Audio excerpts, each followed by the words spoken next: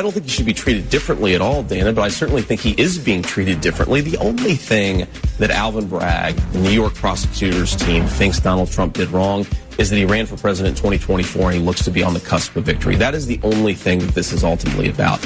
If you look at the underlying argument of the case, they can't even identify what it is that Donald Trump did. They said he committed a paperwork violation in the service of a crime, but they won't even specify the crime that he allegedly committed.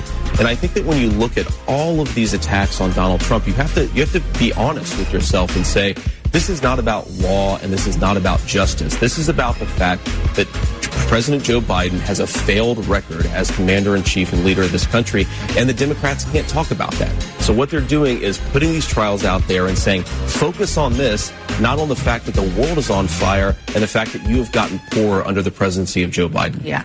Well, I don't think... It is the Martha Zoller Show, and that is J.D. Vance, who has become a very eloquent spokesperson on a number of issues. He is hard to put in a category, but he is a super smart guy, and Ohio is now solidly red as opposed to being considered a purple state. And let me just tell you something. Georgia is a red state, too.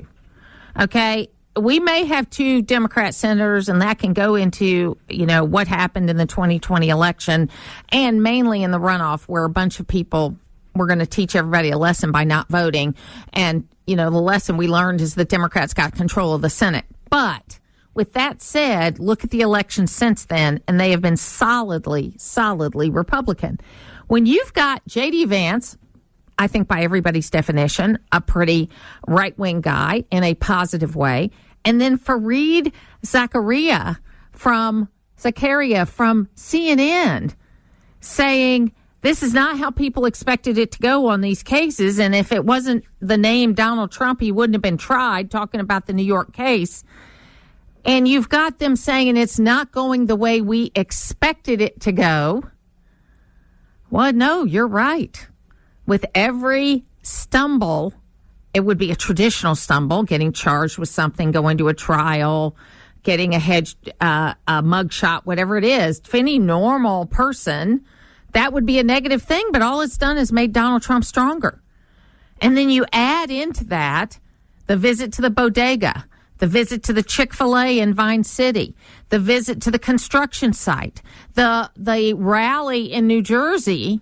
And what you're seeing is people that have traditionally not voted Republican, maybe they won't vote Republican. Maybe they're just trying to see Donald Trump. I don't know. But you see this transition. And I go back to 2016, okay? And I think it's fair to say that in 2016, President Trump kind of won by the seat of his pants. He was getting a lot of earned media. He didn't have much of a campaign, and he surprised everybody, and he was running against somebody that was highly unlikable. 2020, he didn't have as good of a campaign. He had some people that weren't as good at what they should do as he should have. 2024, he's got a top team of people around him. He is running the best campaign he has ever run. Donald Trump's going to be Donald Trump. And I think this campaign team understands that. There are things you can control in a campaign and things you can't control. And the things they can control, they're doing better than they ever have done. Okay, there's no doubt about that.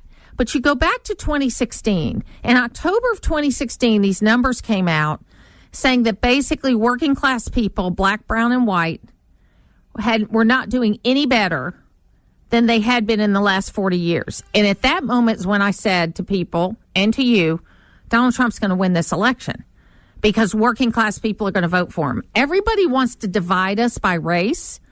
I divide us by education and economics. Okay?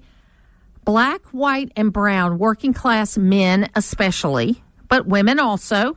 You've seen the interviews with the black women that have said, I'm paying more when I go to the store every time. I'm thinking about Donald Trump. But black women are the most loyal group of people to the Democratic Party. So let's set them aside for a moment. Okay, I don't think you're going to, you might get 5%, but if you got 5% of that group instead of 2%, that's huge. That's huge. Okay, but let's look at working class men, black, brown, and white. They were doing a little better during the Trump years. Now they're doing worse again, and they're starting to do better a little bit now because the prices of everything are so high. But they're making more, but they're spending even more because of inflation. So they're even madder than they were in 2016. Because at least in 2016, prices were still low and interest rates were still low. And if you weren't making much more money, it wasn't hurting you that much. But now you're making 10, 15% more, especially if you're in the healthcare field, if you're in the construction field, those areas. But prices have gone up 18%. I just had family in this weekend. And my mother-in-law passed away last week, and so we had dinner at our house Friday night. And, you know, in the South, we love to bring casseroles. Okay, it's true. But when an older person dies, you don't get as many casseroles as when a young person dies. So we got a nice tray from Johnny's Barbecue, but that was about it. And I had 24 people to feed all weekend long. Okay, so I bought a lot of groceries this weekend. And you could feel it. $4 for a dozen eggs. Milk was more expensive than it's been. I had 6 children under my roof and a bunch of 20-something young men. I was feeding a lot of people this weekend that ate a lot. Okay? And it seemed like I had to just keep going. I mean, spending $150 at the grocery store at a sitting was nothing this weekend. People are feeling it when they go out to eat. They're not doing it as much. When they go to the grocery store, when they go to the gas pump, except for Bill Maine, who went to South Carolina this weekend where there was low prices. I may drive to South Carolina just to fill up, just for that reason. I tell you what, $2.87 a gallon, that's pretty good.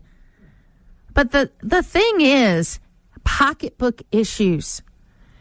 And people trust Donald Trump more on that. You can say all you want. I know the few Democrats that are out there that are listening, and you guys call, and I love you guys, okay? You can't say things are better than they were 4 years ago when you talk about immigration, inflation. And look, I'm a grieving Nikki Haley voter, okay? I admit it. I freely admit it, even though people want to throw things at me sometimes, okay? But I still acknowledge whose ideas are better. Conservative ideas are better.